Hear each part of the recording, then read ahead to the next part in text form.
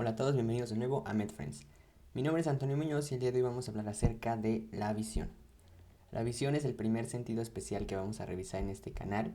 Después revisaremos audición, también olfato, pero bueno. En primer lugar, la visión es un sentido especial porque está localizado en un órgano específico, en este caso en los ojos. Pero aquí la pregunta sería, ¿qué información van a detectar nuestros ojos? Y la respuesta es que van a detectar, por una parte, el color, pero también la forma y el movimiento de los objetos. Y eso lo van a hacer por medio de que existen receptores a nivel de la retina, fotorreceptores, que van a captar fotones. Recuerda que los fotones tienen un comportamiento dual porque se comportan tanto como una partícula, pero también como una onda. Por ello podemos representarlos de la siguiente manera, como ondas de color rojo en este caso. Y bueno, estas ondas van a formarme rayos luminosos. Estos rayos luminosos van a incidir en la retina donde están los fotorreceptores y ya esos fotorreceptores van a detectar los fotones. Los rayos luminosos que entran en nuestros ojos son reflejados por los objetos y eso es bien importante. Como tenemos en esta esquema, vemos como un rayo de luz incide sobre un objeto, en este caso esta pelota roja, y vemos cómo refleja un rayo luminoso. Algo bien importante es que la luz, como vamos a ver más adelante, bueno, en este caso, la luz visible está formada por una serie de diferentes longitudes de onda. Cada longitud de onda determina el color en particular. Por ejemplo, una longitud de 700 nanómetros es el color rojo, una longitud de 400 nanómetros es el color azul. Y la luz visible está conformado por el conjunto de todas estas longitudes de ondas. Pues bien, aquí la luz, con todas esas longitudes de ondas, incide en un objeto y el objeto va a absorber todas las longitudes de onda excepto una, que es la que va a ser reflejada. Y esa longitud de onda que no se absorbió es la que va a incidir en mi retina y voy a poder detectarlo. Entonces realmente el color de los objetos, lo que yo estoy viendo es la longitud de onda que no pudieron absorber. Y como ya te comenté, la longitud de onda va a determinar el color. Por otro lado, la amplitud, que aquí tenemos representada la amplitud, va a conferir el brillo de los objetos. Entonces la longitud de onda, el color, la amplitud, el brillo. Como ya comentamos, existen diferentes longitudes de onda y cada una determina un color. Importante recordar que la máxima longitud de onda es el color rojo y la menor longitud de onda es el color azul. Muy bien, pues nuestros ojos funcionan como si fueran una cámara. Tienen los componentes de una cámara o de un sistema óptico. Vamos a tener que la pupila, aquí tenemos la pupila, que es el espacio entre el iris, va a funcionar como un diafragma, es decir, va a filtrar rayos luminosos, ya que es posible que modifique su diámetro. Se puede hacer más grande o más pequeño, y de esa manera va a permitir entrar más rayos luminosos o menos rayos luminosos. Después vamos a ver que la córnea, que es esta de aquí, el cristalino, esta estructura biconvexa, y el humor acuoso que se encuentra aquí en la cámara anterior, y el humor vítreo que se encuentra aquí en la cámara posterior del ojo, van a funcionar como lentes. Y lo importante es que todas estas estructuras van a tener la capacidad de refractar los rayos luminosos que lleguen a nuestro ojo. Recuerda que la refracción, la tenemos representada aquí, es una propiedad de los rayos luminosos que tienen o que consiste en que cuando el rayo luminoso cambia de un medio a otro, por ejemplo en este caso del aire hacia un contenido líquido, porque todo esto está lleno de humor acuoso, de humor vítreo, cuando cambia de un medio a otro va a refractarse, es decir, va a cambiar la dirección, como podemos ver aquí, de ese rayo luminoso.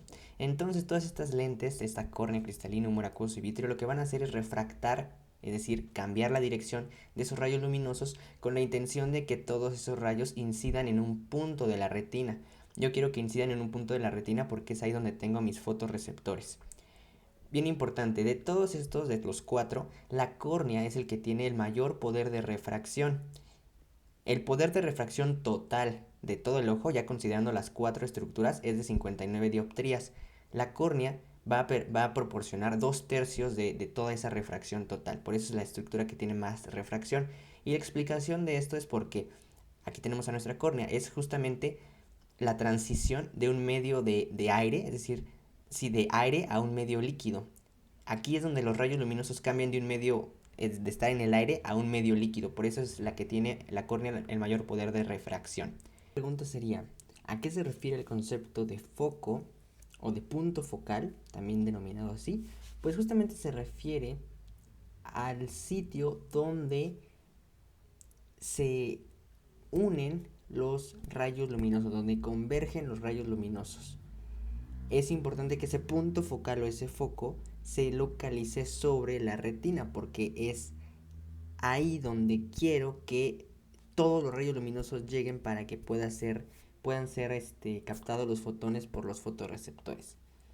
Así que es muy importante. Vamos a ver que hay patologías en donde el punto focal o el foco se desarrolla antes de la retina o posterior a la retina, detrás de la retina, y eso va a ocasionar que haya una disminución en la agudeza visual, como vamos a ver más adelante.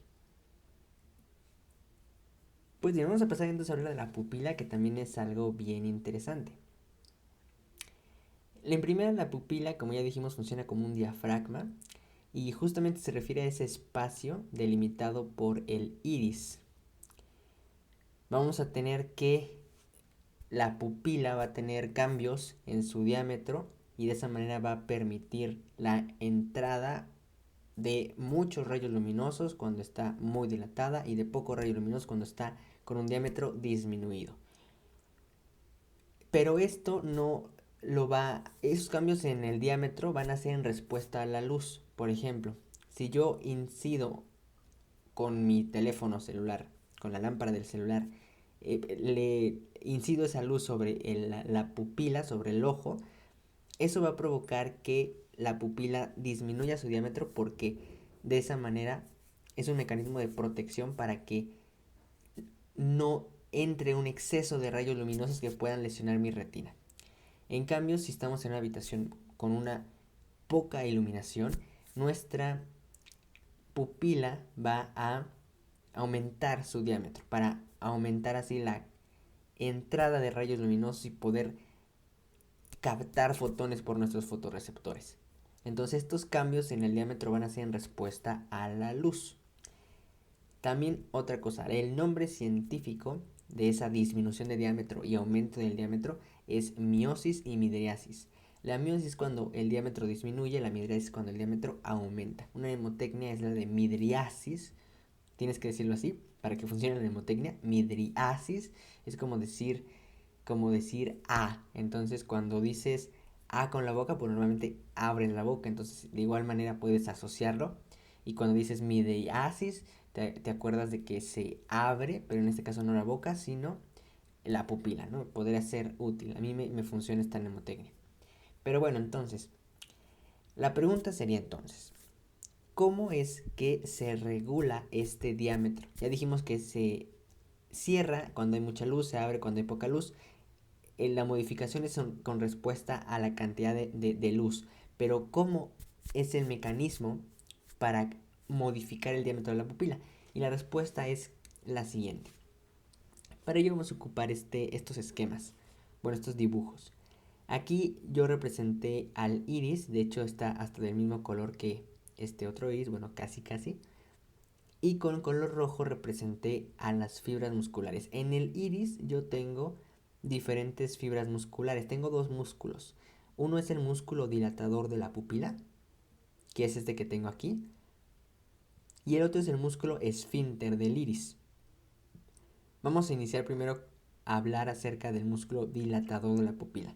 Pues vamos a ver que las fibras musculares, que de hecho es músculo liso, entonces los leiomiocitos, van a organizarse de manera radial, como estoy señalando o delimitando en estos momentos. Así van a estar las fibras musculares lisas, los leiomiocitos, en forma radial, a lo largo del iris. Pues resulta que estos leiomiocitos en su membrana celular tienen receptores alfa 1. Estos receptores alfa 1 son receptores adrenérgicos, es decir, se une a ellos la adrenalina. Y recuerda que la adrenalina es el neurotransmisor por excelencia del sistema nervioso simpático. En resumen, este músculo dilatador de la pupila está inervado por el sistema nervioso simpático. Y cuando la adrenalina se une a su receptor alfa 1, eso provoca contracción. Cuando se contraen estos leiomiocitos, estas fibras musculares lisas, como están en una distribución radial, pues cuando se contraigan van a disminuir su diámetro y al hacer eso, al disminuir su diámetro, van a jalar, por decirlo así, al iris. Y eso va a ocasionar que el diámetro pues se haga más grande. De esta manera entonces, cuando el sistema nervioso simpático se active, vamos a tener una dilatación de la pupila, es decir, una midriasis. Y esto lo podemos asociar mucho con la función del sistema nervioso simpático. El sistema nervioso simpático es de lucha y huida. Entonces es necesario que si tú vas a luchar o huir, pues tengas la pupila dilatada para captar la mayor cantidad de rayos luminosos y de esa manera formar la mayor cantidad de imágenes. Entonces por eso tiene sentido que el simpático cause una dilatación de la pupila. Vamos a pasar al siguiente músculo, que es el músculo esfínter del iris. Todos los esfínteres van a estar formados, los esfínteres del cuerpo, van a estar formados por también fibras musculares lisas por leiomiocitos, pero la distribución de los esfínteres va a ser circular, como vemos aquí. Las fibras musculares o los leiomiocitos van a estar en una distribución circular, como todo buen esfínter. Estas células musculares lisas van a tener receptores, pero para el sistema nervioso parasimpático, es decir, para la acetilcolina, que es el neurotransmisor por excelencia del sistema nervioso parasimpático. Vamos a tener que estas células musculares lisas van a tener al receptor específicamente M3. A este receptor M3 es al cual se va a unir la acetilcolina. Bien, sin embargo, algo también importante es que específicamente hablando del esfínter del iris, va a estar inervado sí por el parasimpático, pero por las fibras parasimpáticas que vienen del núcleo de Edinger-Westphal. El núcleo de Edinger-Westphal, si tú recordarás, es un núcleo accesorio del tercer par craneal que se encuentra en el mesencéfalo. Pues este núcleo, sus axones van a ser axones parasimpáticos y van a viajar en conjunto con las fibras motoras por las fibras motoras del nervio del tercer par craneal y van a llegar aquí a este músculo esfínter del iris. Entonces, cuando se active el sistema nervioso parasimpático, cuando se active también el núcleo de Edinger-Westphal más específicamente, eso va a ocasionar que este músculo esfínter del iris se contraiga, y al contraerse, como es en una distribución circular, pues lo que va a hacer es que al contraerse va a disminuir el diámetro, va a causar miosis. Vamos a ver más adelante que hay un reflejo que se conoce como el reflejo pupilar, en el cual nosotros evaluamos justamente la integridad del núcleo de Edinger-Westphal y la integridad en general del mesencéfalo, ya que vamos a ver que bueno, ese reflejo consiste en hacer incidir una luz sobre el ojo, y lo que se espera es que veamos la miosis, que es la respuesta normal. Si el paciente no desarrolla una miosis, significa que hay una lesión a nivel del mesencéfalo, más específicamente del núcleo de Edinger-Westphal, que no está permitiendo que envíe señalización parasimpática para causar la miosis en respuesta a la luz. Más o menos es lo que se refiere al reflejo pupilar, pero más adelante lo vamos a discutir con mayor detalle. No te preocupes. Bueno, continuamos con la córnea. La córnea, pues ya no hay nada más que decir. Ya dijimos que es la estructura que tiene el mayor poder de refracción, debido a que pasa las ondas electromagnéticas, bueno, los rayos luminosos pasan del aire a un medio líquido. Pasan del aire hacia el humor acuoso, que está bañando toda la cámara anterior. Muy bien, la siguiente estructura es la córnea, que es la que tenemos aquí. Y nada más recordar que es el que tiene mayor poder de refracción, porque es donde existe el cambio de un medio del aire hacia el medio líquido, que sería el humor acuoso. El cristalino, importante, tiene una forma biconvexa, como vemos aquí. De ambos lados tiene una forma convexa, por eso es biconvexa. Otra característica es que va a permitir la convergencia de los rayos luminosos. Van a venir todos los rayos y estos van a converger en un mismo punto focal, que ya sabes que lo ideal es que ese punto focal se localice en la retina. Pues bien, algo bien importante del cristalino es que puede aumentar su poder de refracción y eso lo va a lograr aumentando el grosor que podemos ver aquí, esto que estoy señalando. Si aumentamos el grosor del cristalino, eso va a aumentar su poder de refracción, y ese aumento del poder de refracción te va a permitir o nos va a permitir observar los objetos que se encuentran a corta distancia. Cuando los objetos están a una distancia más lejana, mi cristalino no tiene por qué aumentar su poder de refracción, pero ya cuando hay objetos cercanos sí necesitamos que haya ese aumento del poder de refracción. Y eso es lo que se le conoce como el reflejo de acomodación, que vamos a explicar en unos momentos. Pero quédate con la idea de que el cristalino no solamente es una lente que permite la convergencia de los rayos luminosos, sino que también tiene un papel muy importante para poder ajustar la visión lejana y la visión cercana. Es decir, ajustar la visión dependiendo la distancia de los objetos. Y eso es bien importante. La pregunta aquí sería, antes de pasar a explicar el reflejo de acomodación, la pregunta sería, ¿qué es el músculo ciliar y qué son las fibras zonulares? Que las fibras zonulares también se le conoce como el ligamento suspensorio del cristalino. Pues bien, aquí en este esquema podemos ver que aquí está el cristalino de color azul. Aquí podemos ver que de rojo tenemos a los procesos ciliares. Y bien importante que dentro de estos procesos ciliares vamos a encontrar al músculo ciliar. Y vamos a ver después que estas cosas que están aquí, estas líneas que están de un color rojo menos intensos, son fibras de tejido conectivo que unen los procesos ciliares con el cristalino. Estas son las fibras zonulares. Y también se le conoce en conjunto como ligamento suspensorio del cristalino porque literalmente están manteniendo en suspensión al cristalino. Estas dos estructuras son bien importantes para hablar del reflejo de acomodación, que es el siguiente. Entonces, aquí tenemos representado dos situaciones.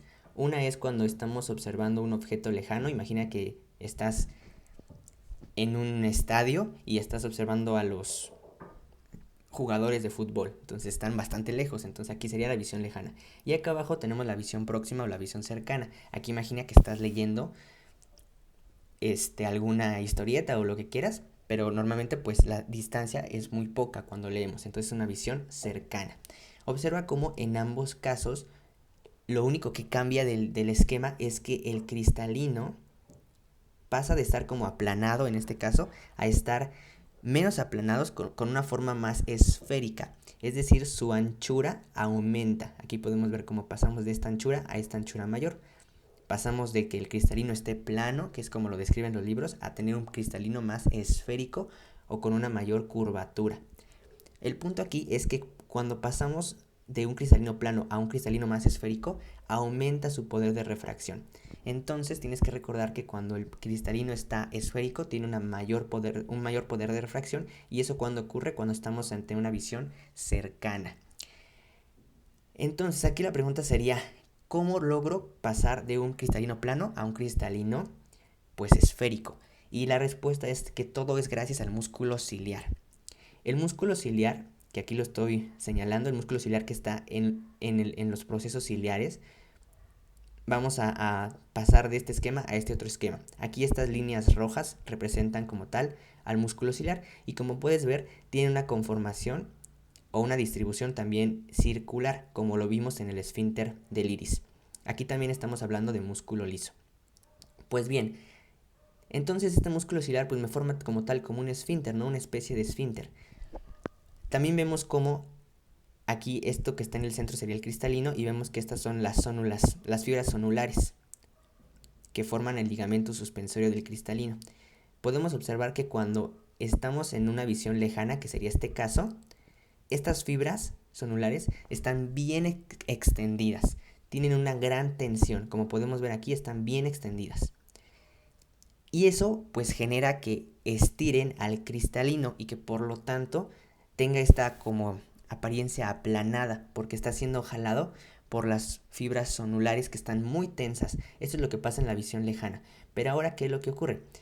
Si nosotros realizamos una contracción de este músculo ciliar, como se comporta como un esfínter, cuando se contraiga va a reducir su diámetro.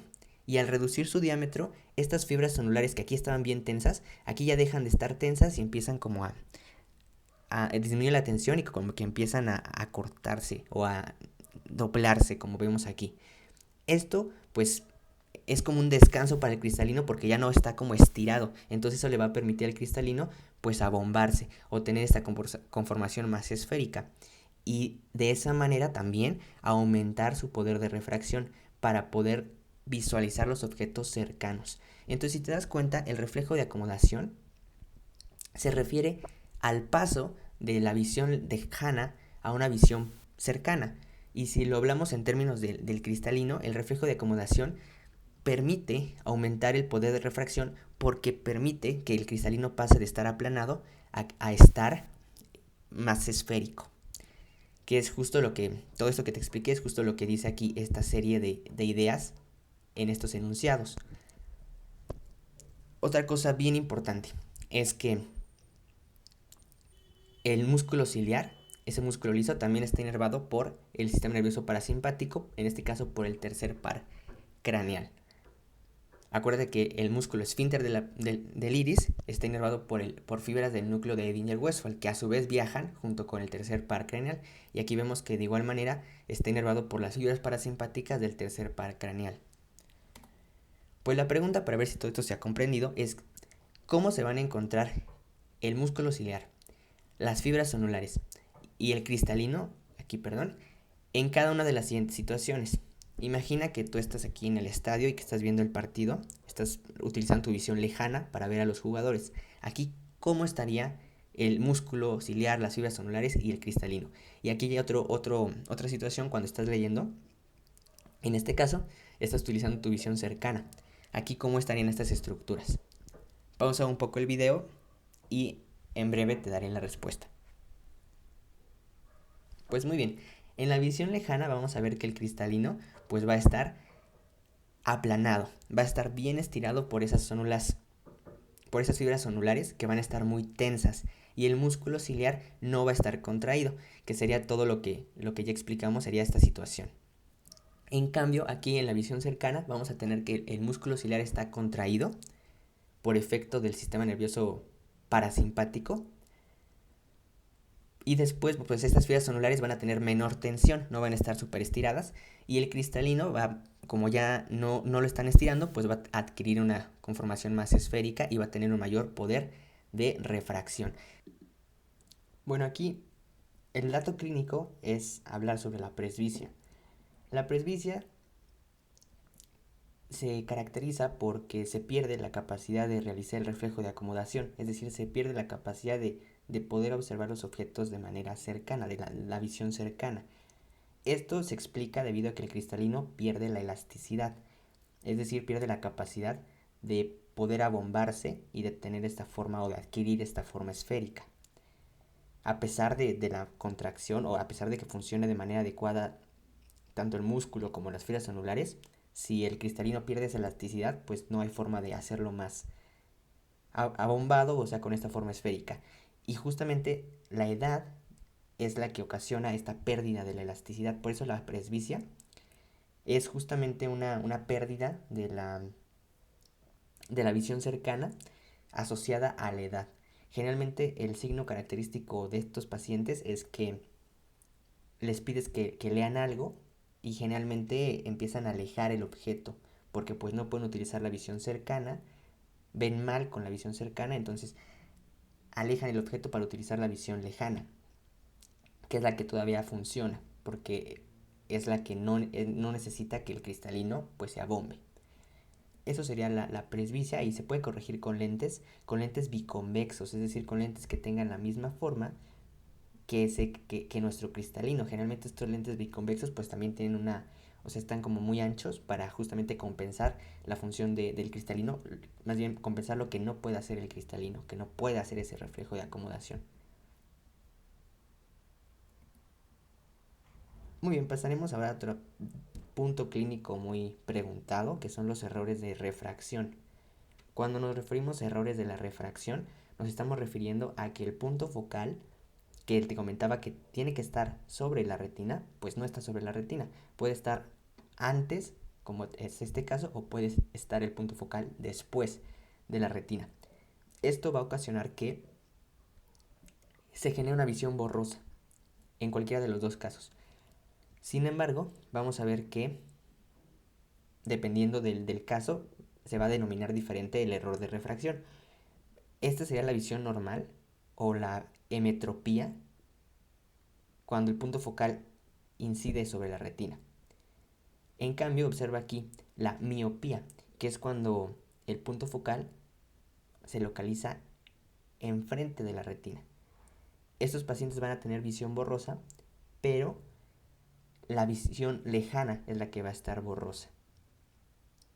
¿Por qué? Porque cuando quieren utilizar la visión cercana, gracias al reflejo de acomodación que ya vimos del cristalino, este aumenta el poder de refracción y va a permitir posicionar de manera adecuada el punto focal con la visión cercana.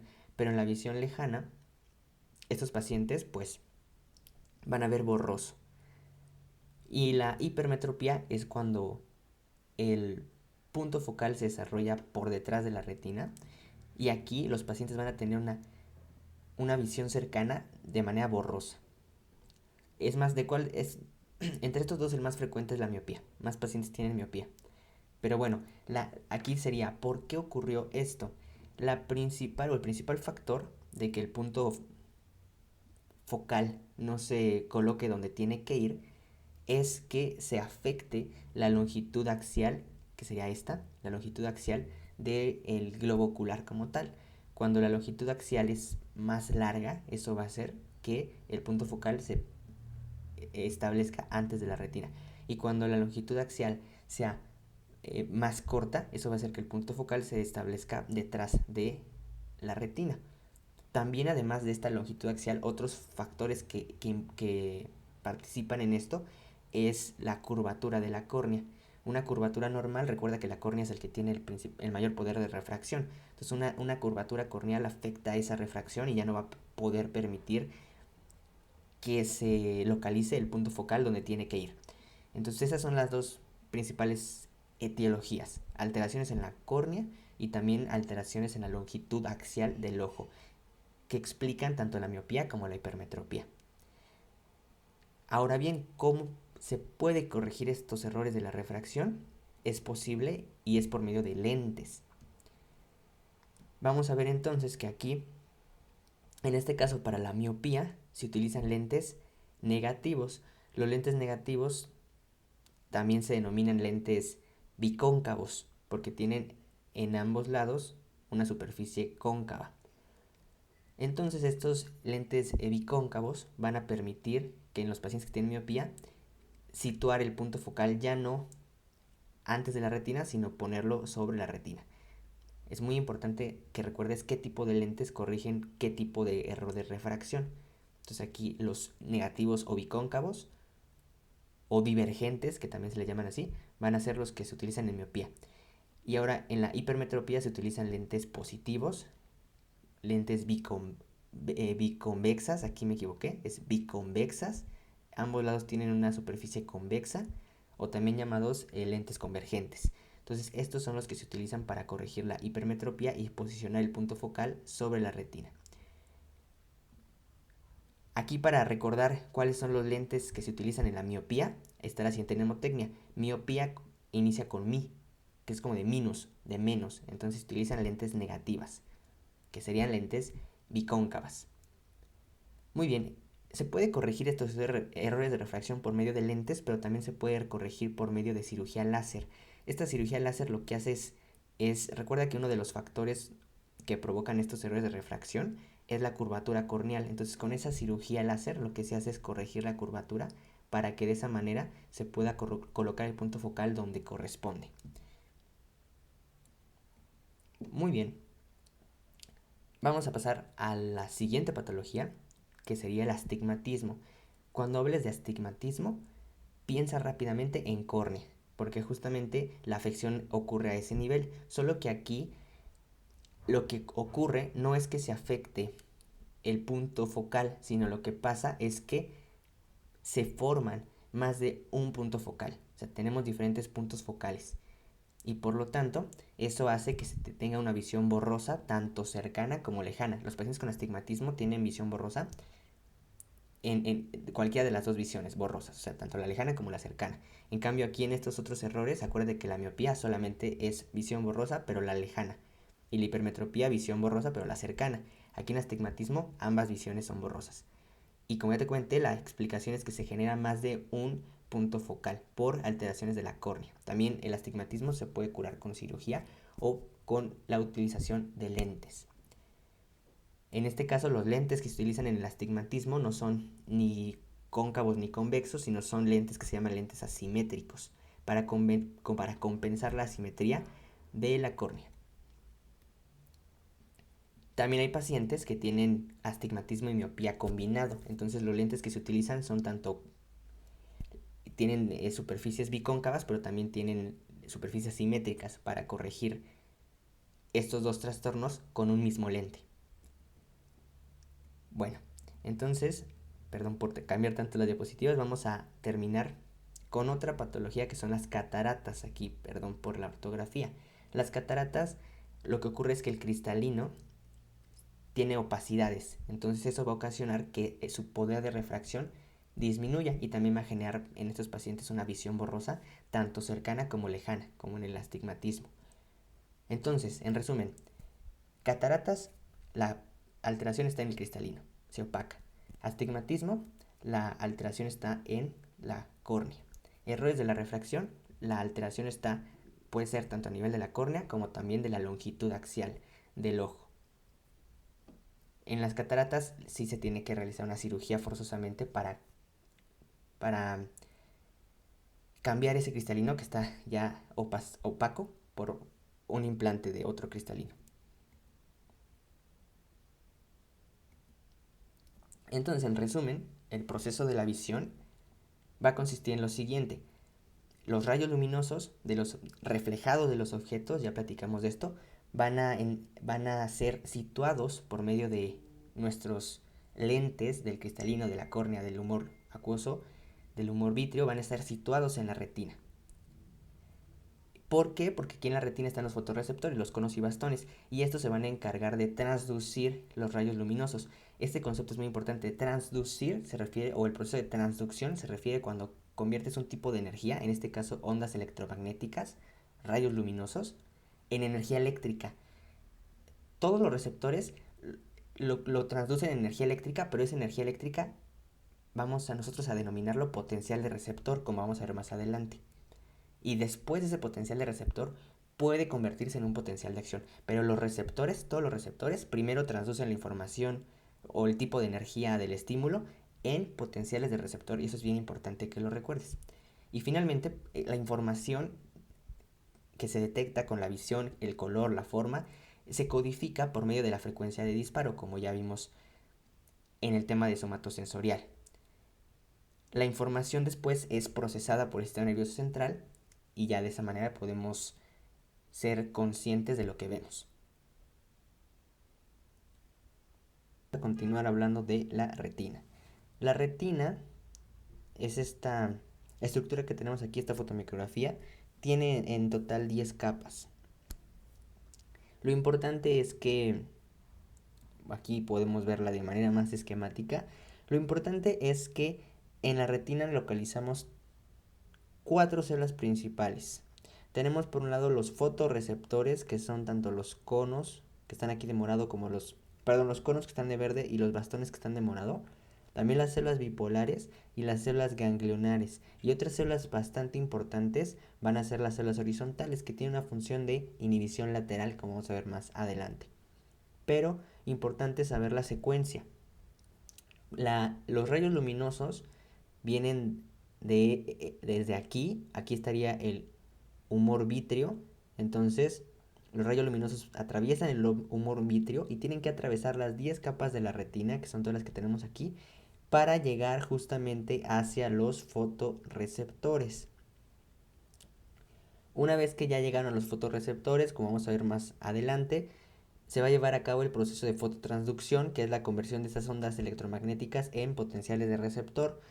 Esos potenciales de receptor vamos a ver que se van a generar aquí en los fotorreceptores, pero después esos estímulos, esa energía eléctrica va a ser transmitida hacia las células bipolares y después hacia las células ganglionares, en ese orden. Eso es importante recordarlo. Y también recordar que las células horizontales, que se llaman así porque tienen esta distribución horizontal en comparación a todas las otras células que tienen una distribución más vertical, son importantes porque van a tener sinapsis con las tanto con los fotorreceptores, pero también con las células bipolares. Entonces eso lo vamos a ver más adelante. Y permiten un fenómeno llamado inhibición lateral. Pero bueno, para no adelantarnos vamos a continuar. Y tenemos que justamente estos fotorreceptores vamos a hablar un poquito más de su estructura. Vamos a tener que estos fotorreceptores tienen las siguientes partes.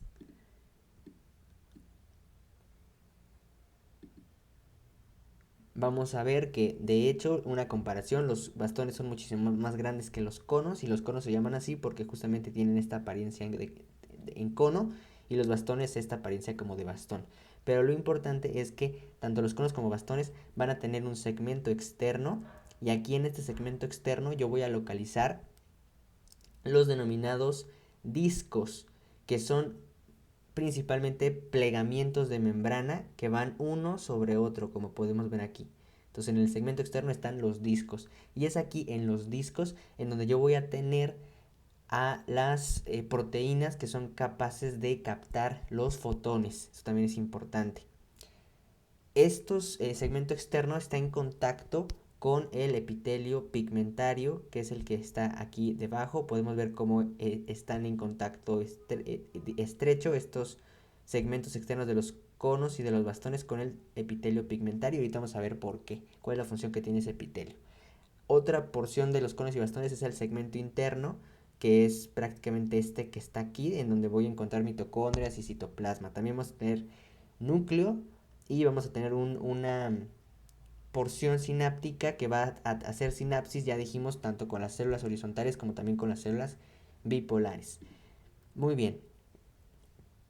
Entonces vamos a continuar con esta charla y vamos a mencionar ahora cuál es la función que tiene el epitelio pigmentario, que es bastante importante. El epitelio pigmentario se llama así, pigmentario, porque dentro de su citoplasma se van a acumular gránulos de melanina y por eso se va a ver así oscuro.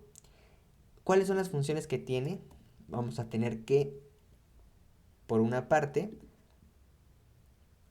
se va a encargar de almacenar vitamina A. La vitamina A, perdón, o retinol, es súper importante porque a partir de ella se van a formar las moléculas que van a ser capaces de captar los fotones.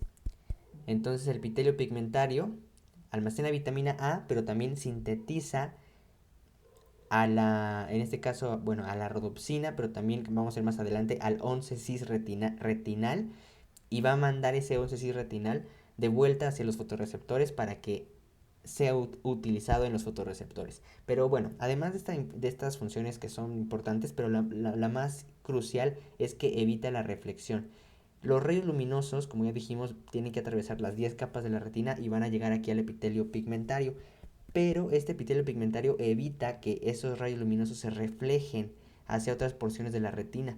Solamente entonces, en el sitio donde llegó ese rayo luminoso, ahí solamente esos conos y bastones de ese sitio se van a ver estimulados. Gracias a que se evita la reflexión. Si no se evitara la reflexión, ese rayo luminoso llegaría y empezaría a rebotar por todas las paredes de la retina y entonces se estimularían muchos fotorreceptores en muchos lugares de la retina y no sería una imagen con claridad. De hecho, los pacientes que tienen la agudeza visual se vería disminuida. De hecho, los pacientes que tienen albinismo, que es una enfermedad hereditaria en la que no tienen melanina, pues ahí esos pacientes no pueden evitar esa reflexión y entonces esos rayos luminosos se reflejan por todos los sitios de la retina y tienen una agudeza visual disminuida. Entonces es muy importante el epitelio pigmentario. Un dato clínico de este epitelio pigmentario es que se puede desprender la retina del epitelio pigmentario. O sea, aquí son 10 capas que tiene la retina. La 10ª capa es el epitelio pigmentario. Pues cuando hay un desprendimiento de retina, se van a desprender las 9 capas más internas y va a quedar solamente adosado a la coroides el epitelio pigmentario. Y todas esas 9 capas se van a desprender. ¿Cuál es la causa de ese desprendimiento? Algún traumatismo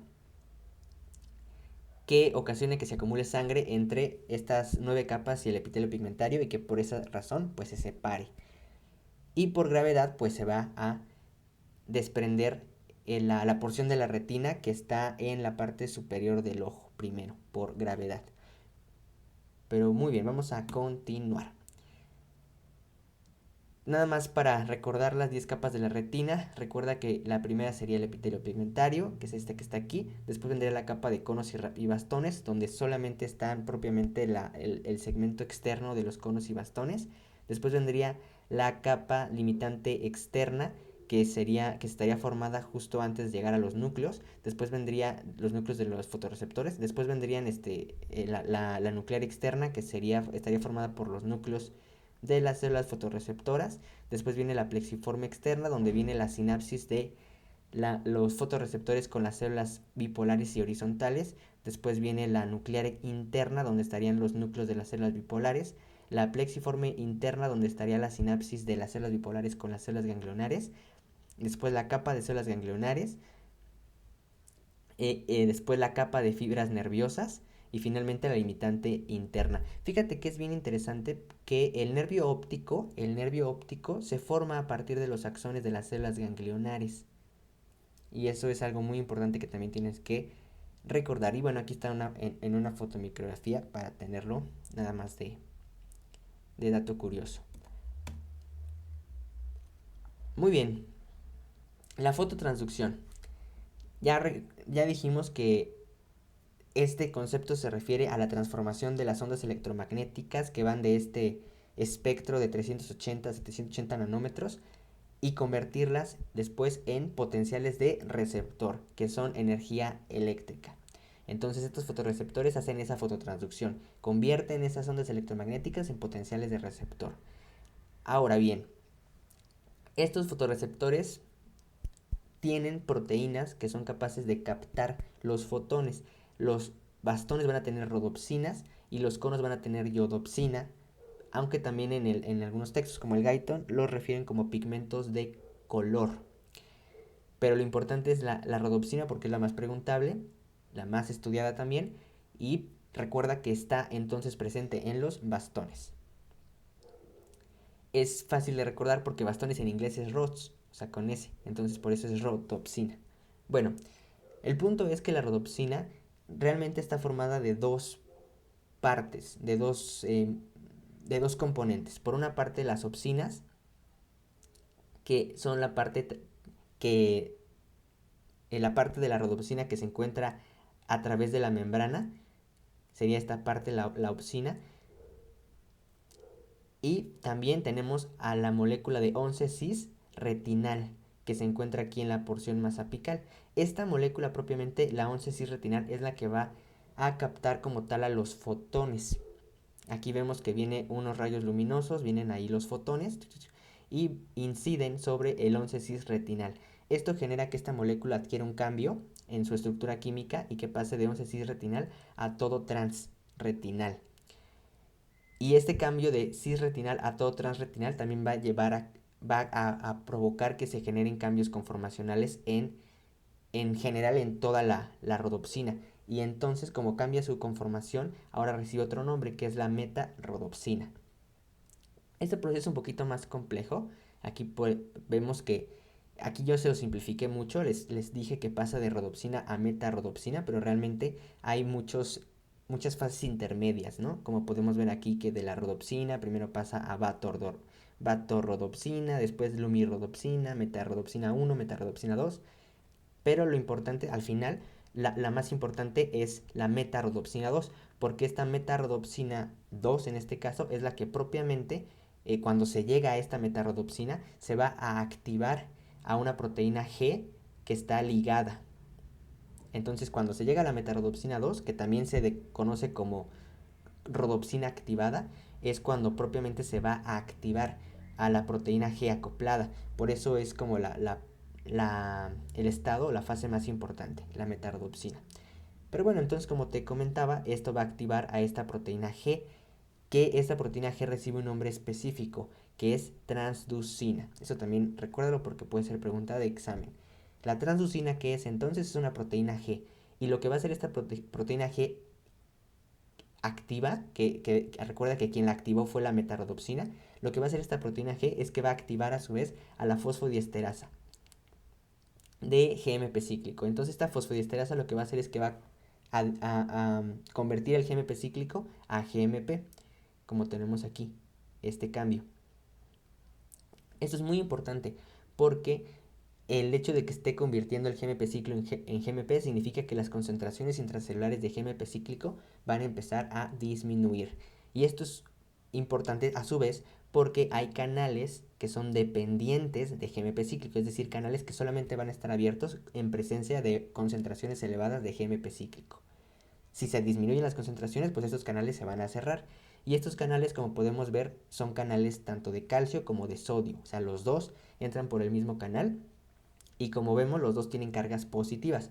Por lo tanto, si yo cierro este canal, porque ya no hay GMP cíclico, entonces van a dejar de entrar cargas positivas al líquido intracelular.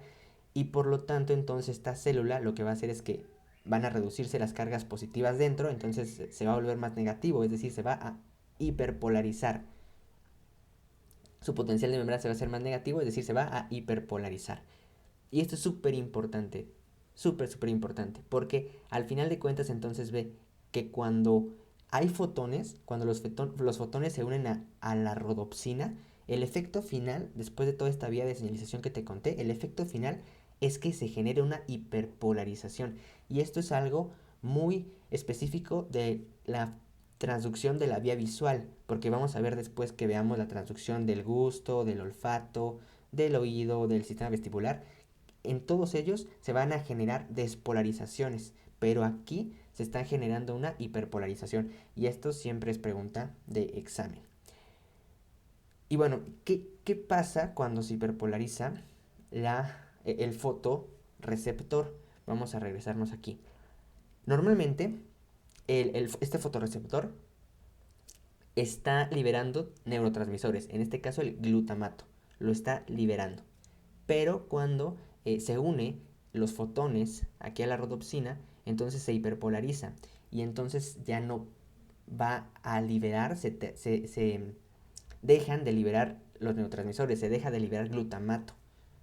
Entonces, otra cosa importante, o lo que quiero que te quede muy claro, es que cuando se une la luz, se hiperpolariza el fotorreceptor y número 2, deja de liberar glutamato hacia las células bipolares como tenemos aquí.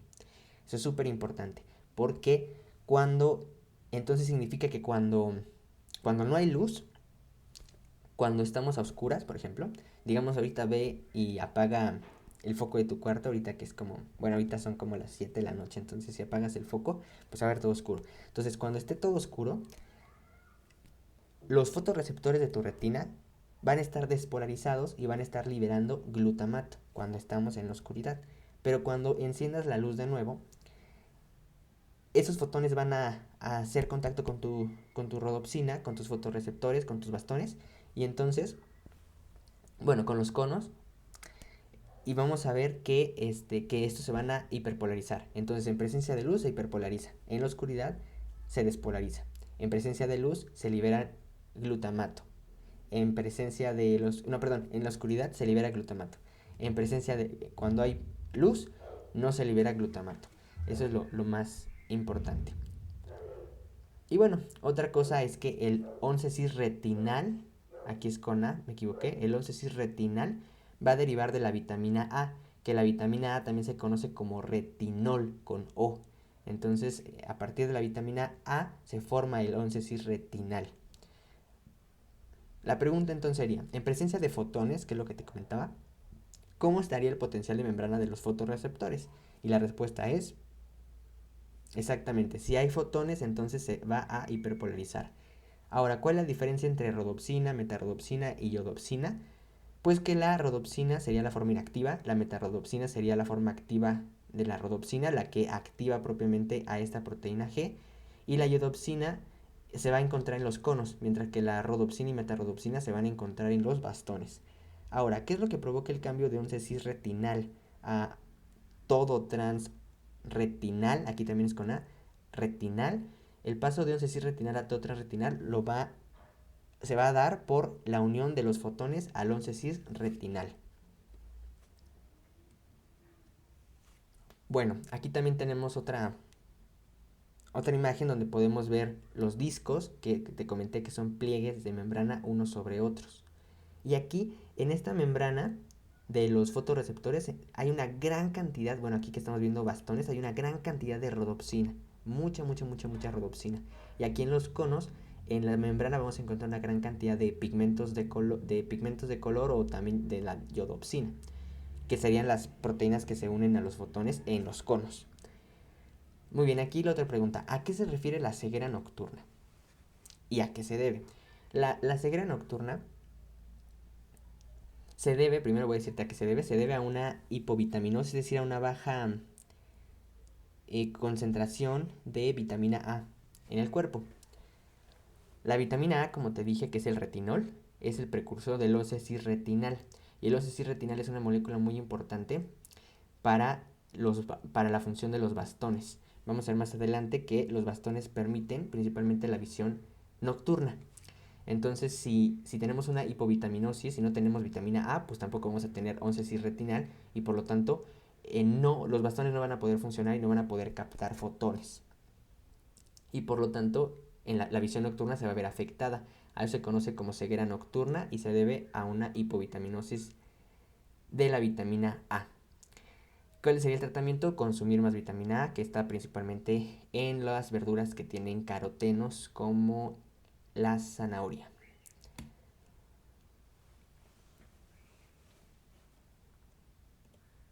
Queremos hablar ahora de conos y bastones. Aquí tenemos una imagen donde podemos apreciar que justamente el nombre lo reciben gracias a la forma que tienen. Los bastones tienen esta forma como de bastón, mientras que los conos tienen esta forma más puntiaguda en su estructura celular. También observa cómo los conos son más pequeños que los bastones. Más adelante vamos a explicar bien las características histológicas también de estos fotorreceptores, pero ahorita me interesa mencionarles primero que los conos van a permitir detectar el color. Esto es fácil de recordarlo porque conos se inicia con C de color y los bastones pues inician como B de blanco porque los bastones van a detectar tanto escala de grises pero también blanco y negro. Algo bien importante es la relación que guardan cada uno de estos fotorreceptores con las células ganglionares. Como ya mencionamos anteriormente, pues la retina tiene diferentes células. Como vemos, estos fotorreceptores, tanto conos y bastones, van a enviar su axón hacia las células bipolares y posteriormente estas células bipolares van a mandar su axón correspondiente a las células ganglionares.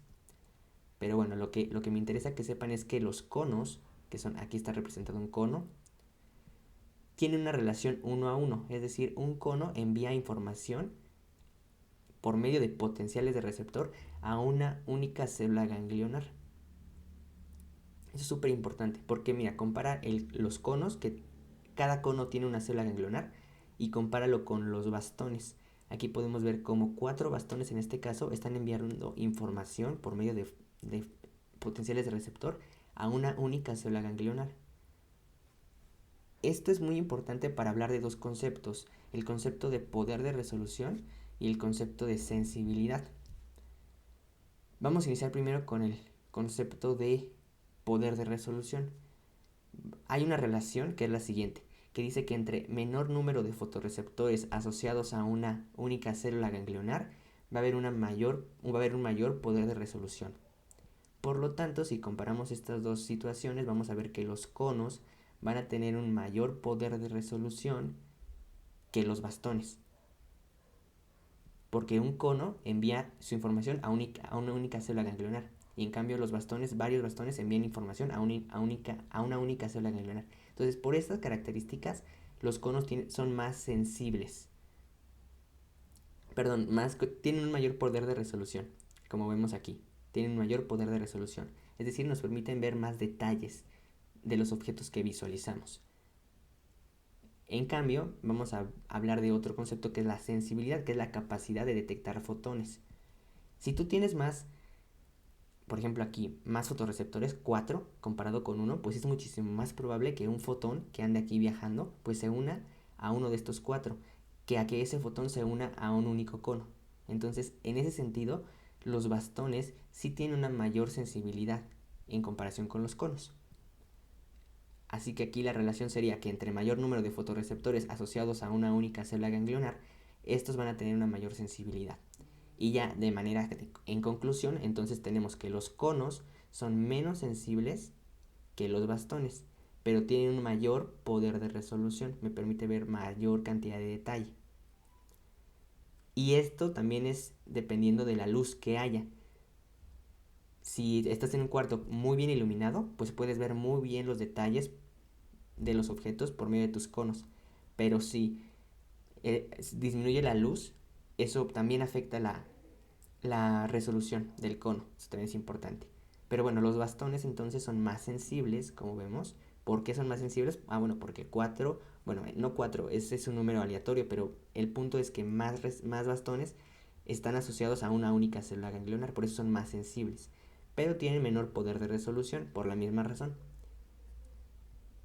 Entonces aquí la pregunta sería, ¿cuál tipo de receptor tiene mayor poder de resolución? Y la respuesta sería conos. ¿Cuál es el tipo de receptor más sensible? Y la respuesta sería los bastones. Otra cosa bien importante sobre conos y bastones es saber en qué zona de la retina se encuentran localizados. En el caso de los conos, se van a localizar principalmente en la zona central de la retina. Aquí podemos observar este esquema de nuestra retina, es esta que está aquí de color amarillo. Vemos que tiene unas zonas periféricas, que serían estas, y unas zonas más centrales. Pues resulta que la mayor cantidad de los conos se van a localizar aquí, en la zona central. Aquí podemos observar que en todos estos cuadritos se puede ver la superficie de la retina. Y aquí vemos que de color verde están los conos. Aquí así podemos ver cómo aquí en la periferia hay pocos conos, pero conforme nos acercamos al centro, vamos a ver que tenemos una mayor cantidad de conos. Aquí también podemos ver que existe una zona, una región de la retina que se conoce como fovea. Ahí es donde tenemos la mayor cantidad de conos. De toda la zona central, donde más hay conos es en la fovea. Y también la fovea tiene una depresión que se conoce como foviola. Pero en general se considera que donde hay mayor cantidad de conos, pues es en la fovea. Aunque estrictamente, como la foviola es todavía más central, pues ahí tendríamos una mayor cantidad de conos. Pero generalmente lo que se pregunta es que la fovea es donde hay una mayor cantidad de conos. Pues bien, como ya comentamos, los conos son los que tienen la mayor poder de resolución en comparación con los bastones. Por esa razón, si en la fovea tengo un montón de conos y son los que tienen un mayor poder de resolución, significa entonces que la fovea va a ser la zona donde yo tenga una mayor agudeza visual. Y eso sí es pregunta siempre de examen. La fovea es la zona donde hay mayor agudeza visual. ¿Por qué? Porque es donde está la mayor cantidad de conos. En cambio, los bastones se van a localizar más hacia la periferia de la retina, tanto hacia la parte, digamos, temporal como hacia la parte nasal de la retina. Aquí vamos a ver que los bastones están de color morado y podemos ver cómo las periferias son más abundantes que los conos, y ya para la fovea, por ejemplo, pues casi no hay ni siquiera bastones. Entonces es bien importante conocer esta distribución y conocer que los conos son más abundantes en la fovea y por eso es el sitio de mayor agudeza visual. Pues bien, otra cosa importante de conos y bastones es que los bastones son responsables de la visión nocturna. ¿Por qué? Porque cuando es de noche, cuando hay muy poca luz, por ejemplo aquí nos ponen la luz de las estrellas o la luz de la luna, especialmente cuando es la luz de las estrellas, pues hay muy poquita luz. Entonces hay muy poquitos fotones. Y como ya dijimos, los bastones son los más sensibles. Por lo tanto, en la noche, en la visión nocturna, los bastones son los que nos van a permitir ver, porque son los más sensibles, son los que más fácil van a captar fotones. Sin embargo, como ya vimos, sí los bastones son los más sensibles, pero tienen un menor poder de resolución que los conos. Por eso la visión nocturna es de baja resolución. No podemos detectar colores para nada porque los conos ahí ni siquiera detectan nada porque tienen baja sensibilidad. Pero los bastones, lo que sí captan los bastones, lo va a hacer de manera con una baja resolución. Vemos que conforme va aumentando la cantidad de luz, aquí vemos la luz de la luna, después la luz de un cuarto, dentro de un cuarto, y después la luz del sol. Conforme va aumentando la luz, pues los conos, como ya hay más fotones, pues los conos van a poder captar alguno de esos fotones. Y de esa manera ya nos van a permitir tener la visión diurna, los conos. Pero algo muy importante es que conforme aumenta la luz, los conos van ganando agudeza. ¿Por qué? Porque entre menos luz haya, pues menos fotones se van a unir a los conos. Por eso entre más luz, pues más se unen a los conos. Y acuérdate que los conos me confieren esa mayor resolución. Entonces conforme más conos se activen, pues mayor será la agudeza visual. Por esa razón. Ahora, esto es bien interesante. Y es que solamente tenemos 3 tipos de conos. Los que detectan la longitud de onda azul, los que detectan la longitud de onda verde y los que detectan la longitud de onda roja. Sin embargo, vamos a ver que el sistema nervioso central, pues podemos nosotros detectar todos los colores que existen. Entonces, ¿cómo es posible que nosotros podamos detectar todos los colores que existen si solamente hay 3 tipos de conos en la retina? Y es que aquí vamos a poder ver, o en este esquema, se va a graficar el grado de activación que tienen estos conos. Y vamos a ver que el sistema nervioso central va a saber cuánto se activa cada uno de estos conos. Por ejemplo, puede decir, el cono azul se activó 20% y el cono verde se activó 50% y el cono rojo se activó 80%. Entonces, al comparar todos estos grados de activación, el sistema nervioso central va a poder conocer cuál es el color en específico que se está observando.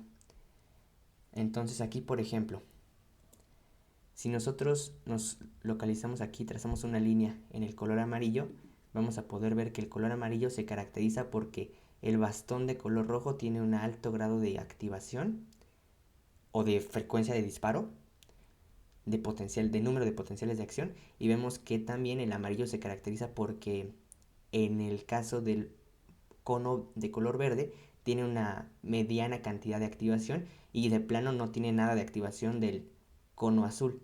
Entonces el sistema nervioso central lo que hace es les llega toda esta información y dice, ok, tengo mucha activación del rojo y mediana activación del verde, entonces esto es el color amarillo.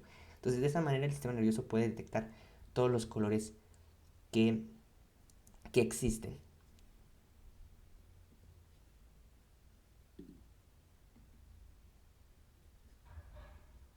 Muy bien, como ya comentábamos, los fotorreceptores, conos y bastones, en este caso solamente son bastones, van a enviar sus axones a las células bipolares y estas después a las células ganglionares. Algo bien importante es que los fotorreceptores y las células bipolares solamente van a generar potenciales de receptor. Acuérdate, estos potenciales que son subumbrales, como los que tenemos aquí, por ejemplo el 1, 2 y 3 son potenciales de receptor, son potenciales subumbrales. Y vemos que todos estos potenciales de receptor van a llegar entonces a la célula ganglionar. Aquí en la célula ganglionar es donde, como tal, la célula ganglionar va a poder sumar todos estos potenciales de receptor. Y al sumar todos estos potenciales de receptor, si se llega o se alcanza el umbral, pues se va a generar un potencial de acción. Por esa razón, la célula ganglionar es la única que puede generar como tal un potencial de acción. Los fotorreceptores y células bipolares no generan potencial de acción, solamente generan potenciales de receptor. Y estos potenciales de receptor pues siguen las propiedades pasivas de la membrana, es decir, pueden generar sumación temporal, sumación espacial. ¿En dónde se van a sumar? Aquí, en la membrana de la célula ganglionar. Ahí es donde se van a sumar, y si esa suma permite que se alcance el umbral, pues ya se va a generar un potencial de acción como tal.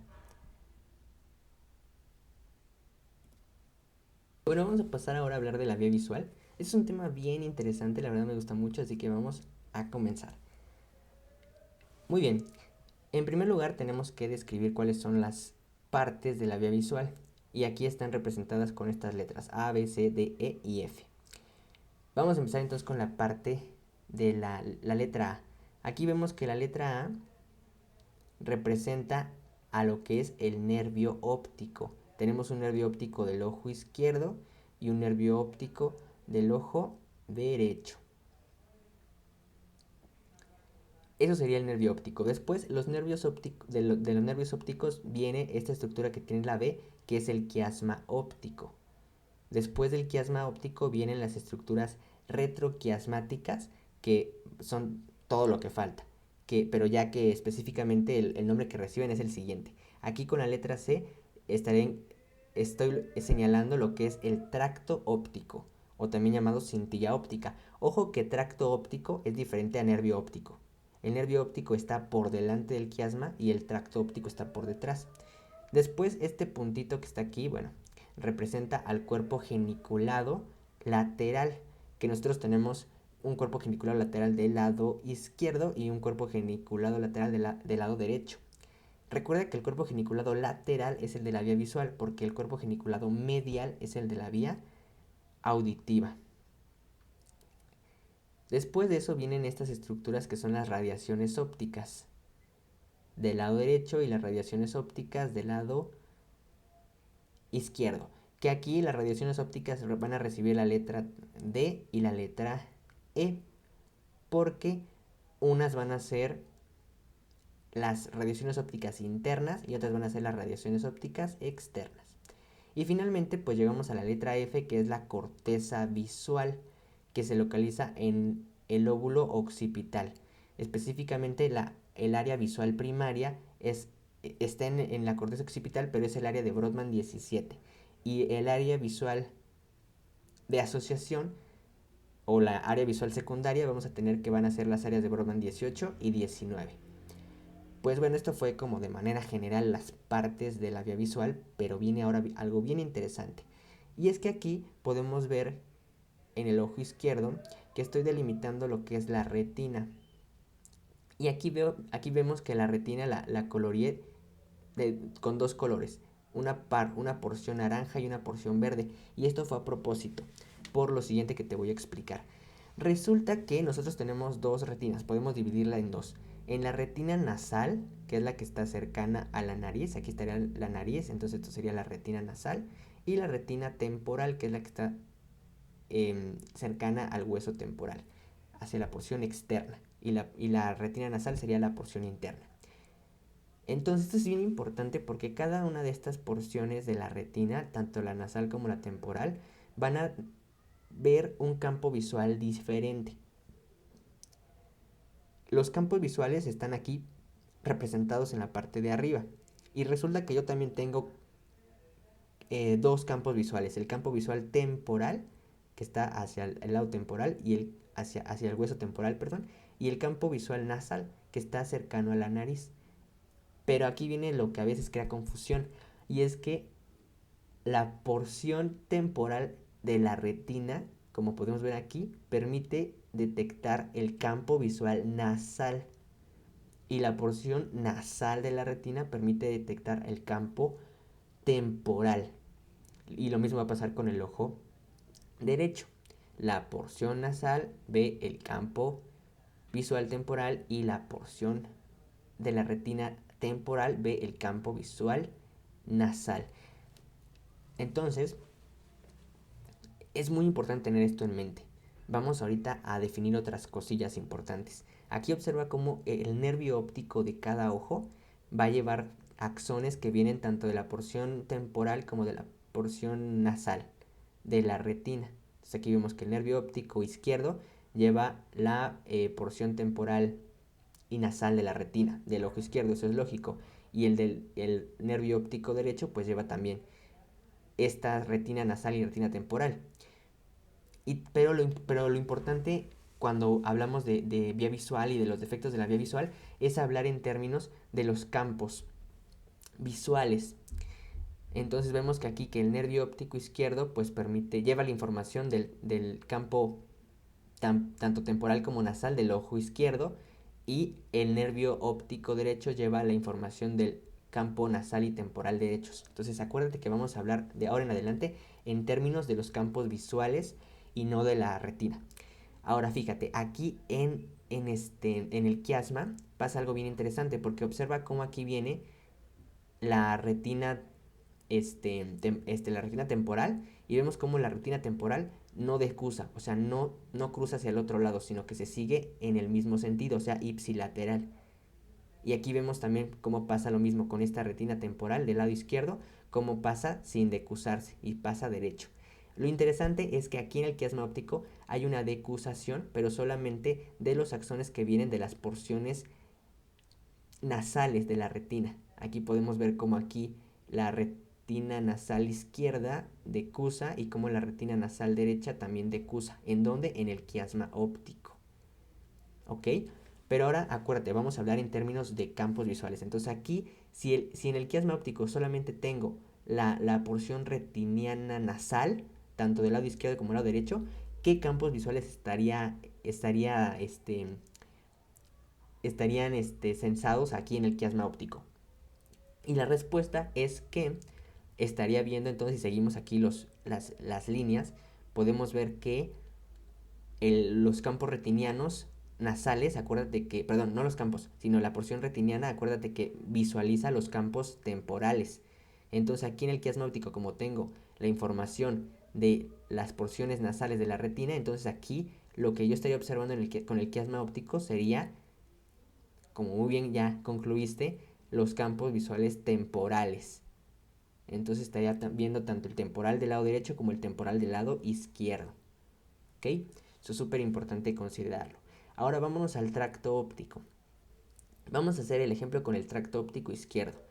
Aquí mi pregunta sería, ¿qué campos visuales puede detectar o ve el el tracto óptico izquierdo? Y aquí si seguimos igual las líneas, pues podemos concluir que estaría detectando el campo visual nasal y el campo nasal del ojo izquierdo y el campo temporal del ojo derecho, como podemos ver aquí.